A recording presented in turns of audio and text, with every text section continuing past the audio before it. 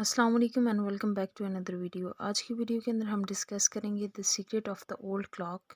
That is the first volume of Nancy Drew mystery stories written by Carolyn Keene. ये first time publish हुई थी अप्रैल 28 1930 में और revise हुई थी 1959 में। सेकेंड टाइम जब ये रिवाइज हुई थी तब हैरियट स्टेटमर एडम ने लिखी थी और दोनों स्टोरीज़ के अंदर थोड़ा बहुत चेंज है। अगर लैंग्वेज की बात की जाए तो लैंग्वेज इंग्लिश लैंग्वेज में लिखी गई और इसके पब्लिशर्स क्रॉसेट और डनलप हैं। ये एक अमेरिकन पब्लिशिंग हाउस है। इस स्टोरी के टोटल पेजेस जो हैं ये 210 पेजेस पे कंपोज हुई हुई है। 2001 के अंदर इसे नॉवेल्स के अंदर 53rd रैंक मिला था पब्लिशिंग वीकली की तरफ से, जो कि एक मैगज़ीन है और तकरीबन 2.7 मिलियन कॉपीज़ इसकी सोल्ड हो चुकी हैं। अगर कैरेक्टर्स की बात की जाए तो इसके अंदर नैन्सी ड्रू मेन कैरेक्टर है, जो कि 16 years old high school graduate है और ये पार्ट 1 के अंदर इसकी एज 16 बताई हुई है और जब ये दोबारा रिवाइज हुई थी तो उसके अंदर इसकी एज 18 इयर्स बताई हुई है। जो अपने फादर कैरसन ड्रू और हैना ग्रीन के साथ रहती हैं। कैरसन ड्रू एक क्रिमिनल डिफेंस लॉयर हैं, जबकि हैना ग्रीन एक इनकी केयर टेकर हैं। लोकेशन का बताया हुआ है कि ये रिवर हाइट्स में रहते हैं। अगर रिवाइज्ड वर्जन को देखा जाए तो इसकी स्टोरी बिल्कुल अलग तरीके से स्टार्ट होती है, जबकि पुरानी जो फर्स्ट एडिशन थी 1930 की उसके अंदर स्टोरी अलग स्टार्ट होती है। 1930 की जो एडिशन है उसके अंदर नैन्सी को बहुत ज़्यादा एक्टिव दिखाया हुआ है और ये दिखाया हुआ है कि वो एक फैमिली को नहीं पसंद करती, जिस फैमिली का नाम है टॉफम फैमिली। और इसकी वजह ये कि उसने बहुत दफ़ा ऐसा नोट किया कि वो न्यूली रिच जो लोग हैं वो बहुत ओवर हो रहे हैं, और ये उसने तब नोट किया था जब वो एक शॉप में जाती है। वहाँ पर टॉफम की दो सिस्टर्स आई हुई होती हैं, रिचर्ड टॉफम की इज़ाबेल टॉफम और एडा टॉफम, और ये बातें कर रही होती हैं। इनसे बहुत ही खूबसूरत वास जो है वो गिर जाता है और टूट जाता है। लेकिन ये सब कुछ नैन्सी ड्रू देख रही होती है और ये जब देखती है कि इनसे ही टूटा है और वो उसी वक्त इस बात से मुनकर हो जाती है और कहते हैं हमसे नहीं टूटा और हम इसके पे नहीं करेंगे, और वो वहाँ से चली जाती है। इसके अलावा उसने बहुत सी और भी चीज़ें नोट की हुई होती हैं, इस वजह से वो उस फैमिली को डिसलाइक करती है।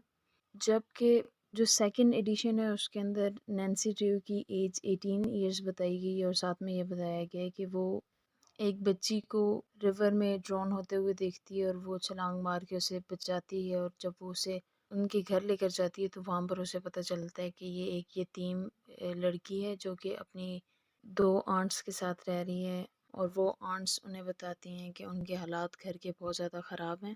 कुछ अर्सा पहले ही उनके अंकल क्राउली मिस्टर क्राउली की डेथ हुई है, और उन्होंने अपनी डेथ से पहले हमें इस बात की उम्मीद दिलाई थी कि वो हमें हम अपनी विल के अंदर याद रखेंगे, यानी अपनी विल के अंदर उनके लिए कुछ ना कुछ छोड़ के जाएंगे।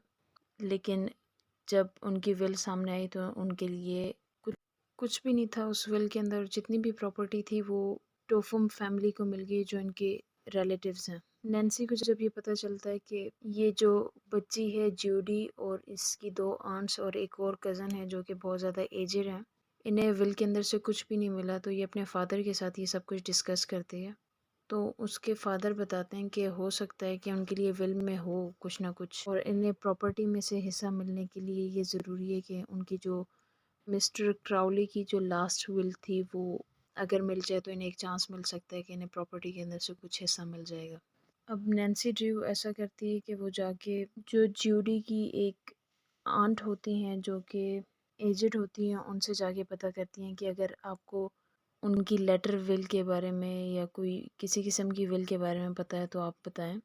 तो वो बताते हैं कि हाँ, मिस्टर क्राउली ने एक विल लिखी थी और वो ज़्यादातर एक क्लॉक का एंटीक क्लॉक का जिक्र करते थे, और मुझे ऐसा लगता है कि वो उस क्लॉक के अंदर है और वो क्लॉक अभी टॉफम फैमिली के पास ही है। जब नैन्सी को इस बारे में पता चलता है तो नैन्सी उस क्लॉक तक पहुंचना चाहती है, लेकिन वो टॉफम फैमिली के अंदर डायरेक्टली इंटर नहीं हो सकती। इस वजह से वो कुछ चैरिटी टिकट सेल करना शुरू करती है, और वो टॉफम फैमिली पे जब चैरिटी टिकट सेल करती है तो वो इस तरह उनके घर में इंटर हो जाती है, और उनके घर में इंटर होने के बाद उनसे कहती है कि मैंने आपकी फैमिली की एक एंटीक क्लॉक है उसके बारे में बहुत ज़्यादा सुना। तो तब वो लोग उन्हें बताते हैं कि वो क्लॉक तो हमारे समर हाउस में पड़ी हुई है। अगर तुम उसे देखना चाहती हो तो तुम विज़िट कर सकती हो। अब जब नैन्सी टॉफम समर हाउस जाती है तो वहाँ पर वो जैसे ही जाती है वो देखती है वहाँ पर 2 रॉबर्स होते हैं, जो कि वही रॉबर्स होते हैं जिनका ज्यूडी की आंट्स ने ज़िक्र किया होता है कि उन्होंने पहले कुछ चांदी के बर्तन वगैरह चोरी किए होते हैं। और वो समर हाउस से टॉफम फैमिली का फर्नीचर और साथ में क्लॉक चोरी करके लेके जा रहे होते हैं। नैन्सी ड्रू क्या करती है, उनका पीछा करती है और एक पॉइंट पे जहाँ पर वो जो रॉबर्स होते हैं वो बियर पी के नशे में मदहोश होते हैं, वहाँ पर वो उनसे क्लॉक स्नैच कर देती है और भागती है और जाके किसी फॉरेस्ट में उस क्लॉक को ओपन करती है। और वो इस सब का जिक्र पुलिस वगैरह से नहीं करती। जब वो उस क्लॉक को ओपन करती है तो उसके अंदर उसे एक डायरी मिलती है। उस डायरी को जब वो ओपन करती है उसके अंदर उसे एक की मिलती है। वो डायरी और की अपने घर लेकर जाती है और अपने फादर को दिखाती है। उस डायरी के अंदर प्रॉपर्टी डिटेल्स होती हैं और एक लॉकर नंबर लिखा हुआ होता है और एक अलग ही नाम से, मतलब जो मिस्टर काउली का नाम होता है उसके अलावा उन्होंने कोई और नाम से एक लॉकर रिज़र्व किया हुआ होता है। नेक्स्ट डे नैन्सी और उनके फादर बैंक जाते हैं और बैंक मैनेजर को जाके सारी डिटेल्स बताते हैं और वो डायरी और सारी बात जब बताते तो बैंक मैनेजर मिस्टर क्राउली की राइटिंग और जो डायरी के अंदर राइटिंग होती है उन्हें मैच करते हैं और इन्हें परमिट करते हैं कि वो जाके लॉकर ओपन कर सकते हैं। ये जब लॉकर ओपन करते हैं उसके अंदर उन्हें हैंड रिटन विल मिलती है, जिसके अंदर जूडी, उनकी आंट्स और वो जो एजेड कज़न थी उन सब का हिस्सा बताया हुआ होता है, जबकि जो टोफम फैमिली है उनके लिए कुछ भी नहीं होता उस विल के अंदर।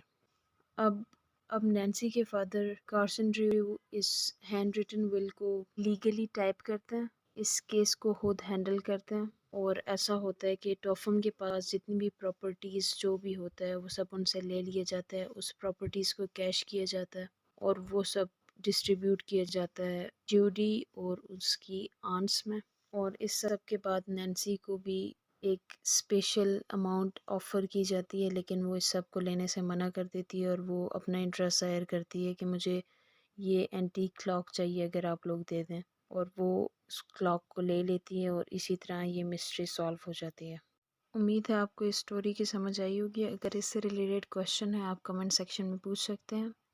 अगर ये वीडियो आपके लिए इन्फॉर्मेटिव थी तो प्लीज़ चैनल को लाइक करें, सब्सक्राइब करें, कमेंट करें, शेयर करें।